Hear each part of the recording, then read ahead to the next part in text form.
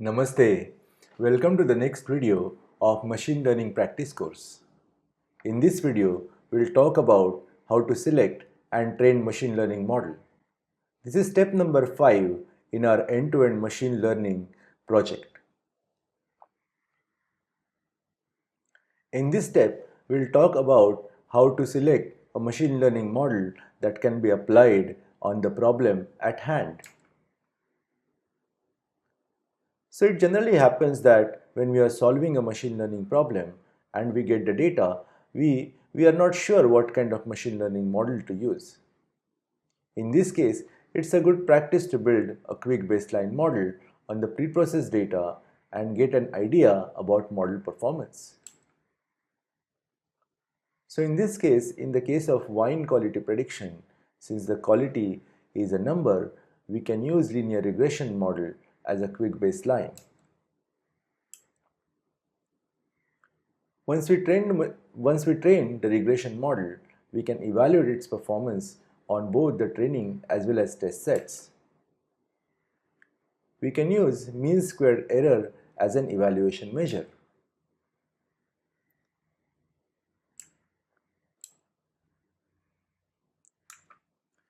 So on the training set, we obtain mean square error of 0.42. We evaluate the performance on the test set, where we first apply the transformation on the test set same as the training set and then apply the model prediction function. So we have the test set here, we apply the same pipeline, that the transformation pipeline, the test set as the training set, and then we calculate the mean squared error on the test set. So these are the actual labels and these are the predicted label from our model. We compare these two and calculate mean squared error through a sklearn function. The mean squared error on the test set is 0.39. Let us visualize the error between the actual and predicted value. So here what we'll do is we'll have a scatter plot that will plot the actual wine quality, which is the actual label, and the predicted quality. So for each example we can see a dot here that shows this. For this particular point, the actual quality was 3 and we predicted the quality somewhere between 4 and 5. Here the actual quality was 8 and we predicted quality which is slightly less than 7.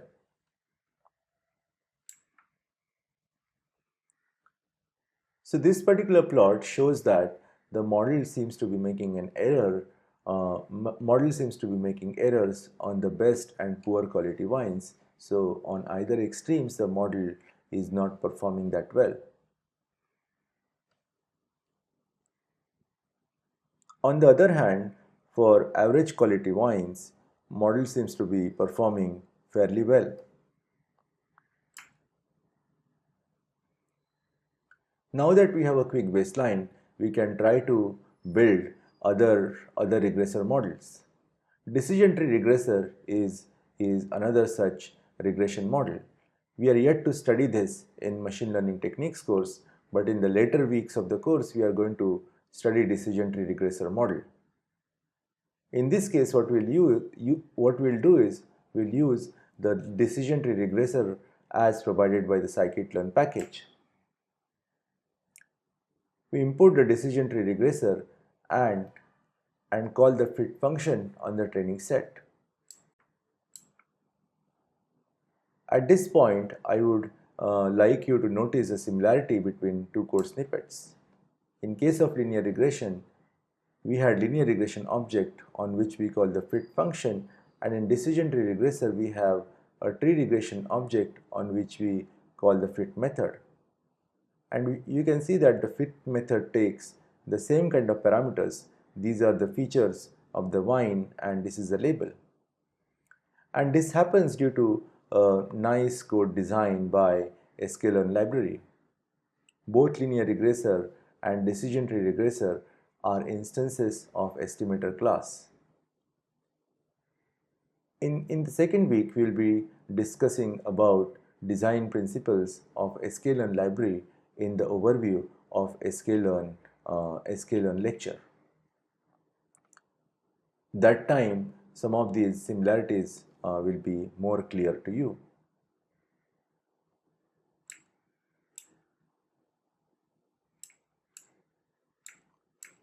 You can see that the tree regressor obtains a zero training error and the test error is 0.58. As you may notice based on our discussion that this is an example of the overfitted model. Let's look at the plot of the actual quality versus the predicted quality. And we can see that the predictions are all over the place. We can use cross-validation for robust evaluation of model performance. We have discussed cross-validation in detail in machine learning techniques course. Here we can use cross-validation score for evaluating the performance of the model. The cross-validation provides separate mean squared error for each validation set. We can use this separate mean squared error on different validation set to get a mean estimation of MSE as well as the standard deviation. The standard deviation helps us to determine how precise is the estimate across different folds. Of course, there is an additional cost that we pay with additional training runs, because in cross-validation what we do is we end up training the model on different folds. So there are multiple training runs that are involved. This can be too expensive in certain cases. So this is a small code snippet where we are calculating the mean score and the standard deviation from different cross-validation folds. And this scores actually shows the raw MSE score from different folds of cross-validation. Let's calculate the cross-validation score on linear regressor. So in the cross-validation score function, we pass the estimator object, which is linear regression in this case, the feature set, the label set, the scoring method, and number of folds that we want to use. Here we use 10 folds for cross-validation. We'll be studying in detail what this cross-validation score function does, as well as what this scoring means in the subsequent weeks. In this case, we obtain different scores. There are 10 different scores, 1 MSE for each fold. So from these 10 different values, we calculate the mean, which comes out to be 0.43, and the standard deviation is 0.08. You can see that the MSE varies by fold. The lowest MSE is obtained on fold number 5, right? It is 0.29, and the highest MSE is obtained on the first fold, which is 0.56. So the average comes out to be 0.43 and the standard deviation is 0.08. We can apply the same kind of cross-validation on the decision tree regressors. Let's look at the scores from the decision tree regressor. Again, these are 10 different scores from different folds, and you can see that there is a wide variability. The highest MSE is 1.07, whereas the lowest MSE seems to be 0.46. And of course, it's and this is a scoring method. This is the scoring method, and the scores that we have is basically negative mean squared error. We take minus of that, so we have mean squared errors, and in this case, the lower mean squared error indicates a better model. We get a mean of 0.68 and the standard deviation of 0.16. So if we compare these scores with the linear regression scores, we find that linear regressor has got a better MSE as well as more precise estimation compared to decision tree. It was 0.43 in case of linear regression, and the standard deviation there was 0.08, which is smaller compared to the deviation obtained from decision tree. Ensemble learning methods have often found to improve the performance of machine learning models. Here we define a random forest regressor that was imported from sklearn.ensemble package. We call the fit function on the random forest regressor in order to train the model. And then we calculate the cross validation score on the training set. Here we obtain the mean of 0.34 and standard deviation of 0.07.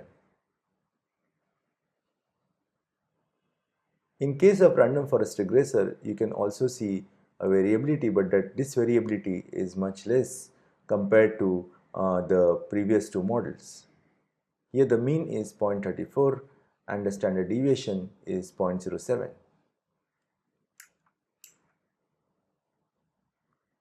We can also calculate the mean squared error on the test sets. The mean squared error on the test set is 0.34. And just like linear regression model, so random forest model is slightly better than a linear regression model, and you can also see similar traits like linear regression model. It works well on most of the Y inequalities except for the extreme ones. So the poor quality and the best quality wines are kind of not predicted that well even by the random forest model. But random forest is more promising than linear regression and decision tree models. It is a good practice to build a few such models quickly without tuning their hyperparameters and shortlist a few promising models among them. We also need to save these models to disk in Python using pickle format. So once we have the model, you might be wondering what are the next steps. Once we have the model, we often perform model diagnostics in order to find out whether model is suffering from underfitting or overfitting. We have discussed the ideas of underfitting and overfitting and how to overcome them in machine learning techniques course. If your model is underfitting, we need to so basically the problem is that our model does not have enough capacity, and we can fix it by using models with more capacity by using, let's say, something like polynomial features. If you are applying too much of regularization, then also model can underfit. In that case, we can reduce the amount of regularization or the constraints. On the other hand, in case of overfitting, what happens is model has excess capacity, because of which model is pretty much able to memorize the training data. It gets us almost perfect predictions on the training set, but it fails to generalize on the test set.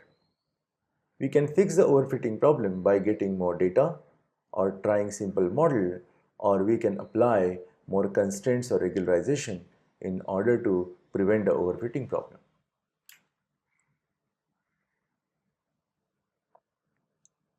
So once we have modeled, once we have shortlisted some of the promising models, the next step is fine-tuning the model.